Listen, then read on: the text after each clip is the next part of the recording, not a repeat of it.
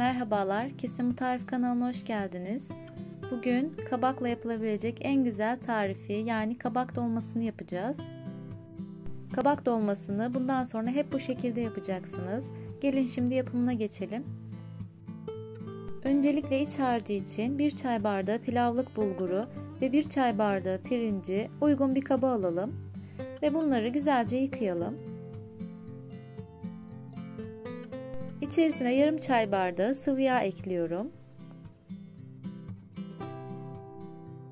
1 adet küçük doğranmış orta boy soğan ekliyorum. Ve birer çay kaşığı pul biber, nane, kekik ve tuz ekliyorum. İç harcında 200 gram kıyma kullanacağım. Dilerseniz kıymasız da yapabilirsiniz ama kıyma gayet güzel bir lezzet veriyor. 1 yemek kaşığı domates salçası ve 1 tatlı kaşığı biber salçası ekliyorum. Ve harcımızı birbirine geçecek şekilde iyice karıştırıyorum. Dilerseniz yoğurarak da karıştırabilirsiniz.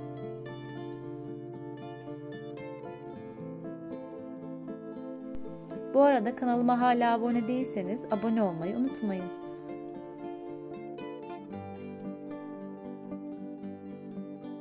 Tarifimizde 2 adet kabak kullanacağım. Kabakların önce uç kısımlarını kesiyorum. Daha sonra düz bir şekilde keseceğim için kabuk kısmını ayırıyorum.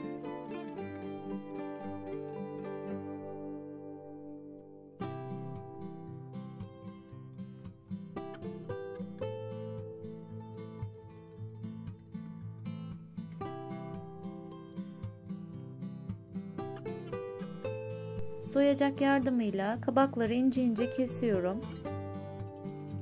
Bu tarifi mutlaka denemelisiniz. Kabak sevmeyen birisi bile tadını çok beğenecek.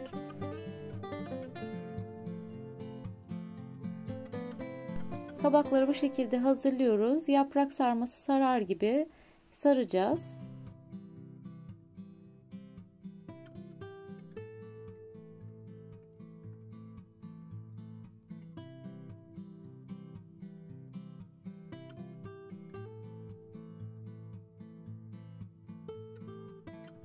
Kabakları hazırlarken ufak ufak parçalar olacaktır. Bunları kesinlikle atmıyoruz.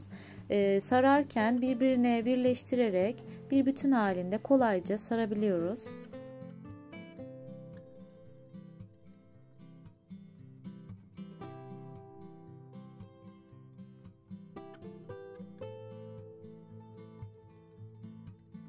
Videoda da göstermeye çalıştım. Tabii ki soyacakla keserken ufak parçalara ayrılabiliyor. Bu şekilde birbirine birleştirerek rahatlıkla sarabiliriz.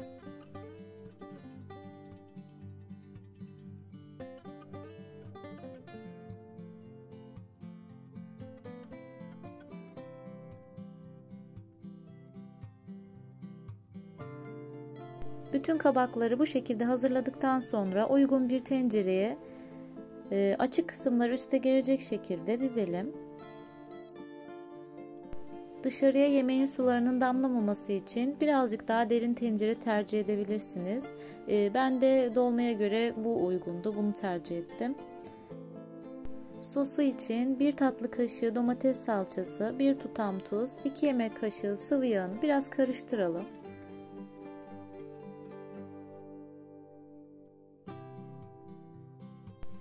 1,5 su bardağı su ekleyerek salçamızı açalım.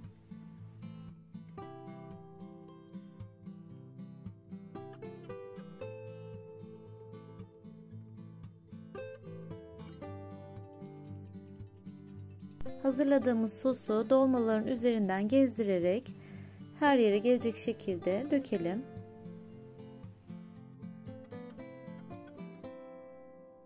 Sos dolmaların yarısına gelebilecek şekilde olmalı. Ekstra su ilave edebilirsiniz. Ben birkaç kaşık su ilave ettim. Pişerken arada kontrol ederek suyu bittikçe ekleme yapabilirsiniz. Üzerine bir tabak koyarak kısık ateşte 20 dakika pişirelim. Kabak dolması piştikten sonra bir 10 dakika dinlendirip servis yapalım.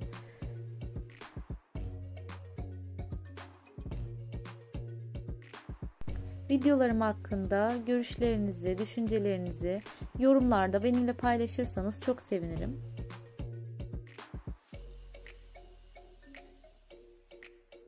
Dolmamız hazır. Gerçekten çok güzel oluyor. Ben ters çevirerek servis yaptım. Dilerseniz tabaklara porsiyonlayarak servis yapabilirsiniz.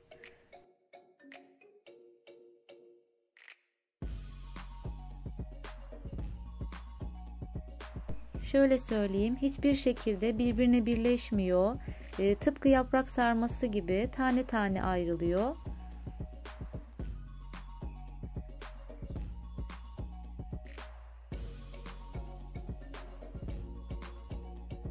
Kabak dolmasını içini oyarak o şekilde doldurduğumuz zaman hem iç kısmını çok fazla doldurmamış oluyoruz, hem de kabak ağır bir şekilde tadı geldiği için beğenmiyoruz. Ama bu şekilde hem de kıymalı olarak yaparsanız gerçekten çok beğeneceksiniz.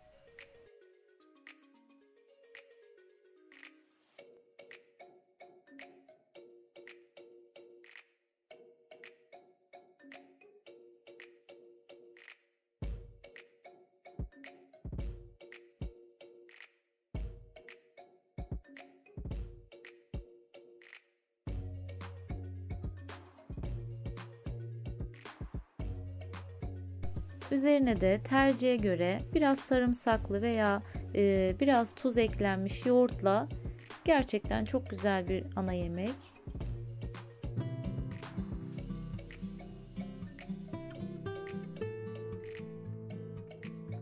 Bu güzel dolmayı bir de yakından göstermek istiyorum. Deneyecek olanlara şimdiden afiyet olsun. Kanalıma abone olmayı ve videoyu beğenmeyi unutmayın. Yeni tariflerde görüşmek üzere. Hoşça kalın.